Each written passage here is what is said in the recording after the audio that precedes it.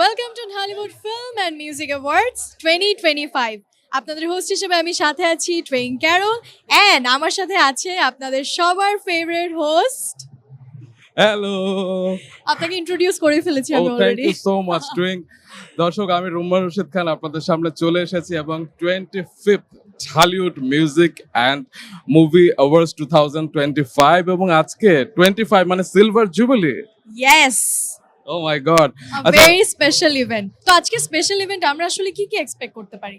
কি কি আমরা হতে এক্সপেক্ট যাচ্ছে? করতে পারি একটা ধামাকা হবে, এখানে অনেক ফান হবে, গান হবে, নাচ হবে এবং সাথে আমাদের প্রিয় তারকাদের তো দেখবই।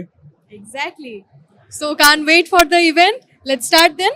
অবশ্যই দর্শক, আপনাদের সবাইকে আমাদের এই আয়োজনে রেড কার্পেটে স্বাগতম এবং আমরা একে একে আমাদের প্রিয় তারকাদের, প্রিয় মানুষদেরকে বরণ করে নিব এই রেড কার্পেটে। তো শুরুতে আমরা আমন্ত্রণ জানাতে চাই আমাদের খুব প্রিয় একজন মানুষ। আচ্ছা টুইং, ক্যারল, খান শব্দটা থাকলে মনে হয় একটু লাকি হয়, তাই না? যেমন রুম্মান রশিদ খান, শাহরুখ খান, অ্যাবসলিউটলি, আমি এটা একদম 100% বিশ্বাস করি।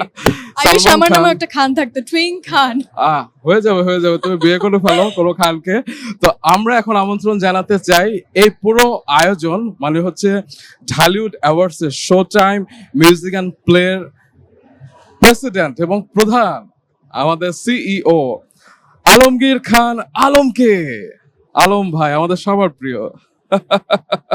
গুড ইভিনিং আলম ভাইয়া। আলম ভাই, আসসালামু আলাইকুম, কেমন আছেন? বলতে হবে? খুবই ভালো আছি, কারণ আজ আমরা এক ঐতিহাসিক মুহূর্তের সাক্ষী হতে চলেছি। আপনারা সবাই জানেন 25তম ঢালিউড অ্যাওয়ার্ড অল্প কিছুক্ষণের মধ্যে শুরু হবে। আমরা অধীর আগ্রহ নিয়ে অপেক্ষা করছি। সারা বিশ্বব্যাপী এই অনুষ্ঠানটি এনটিভির মাধ্যমে সরাসরি সম্প্রচার হচ্ছে, আপনারা ঘরে বসে দেখতে পারবেন।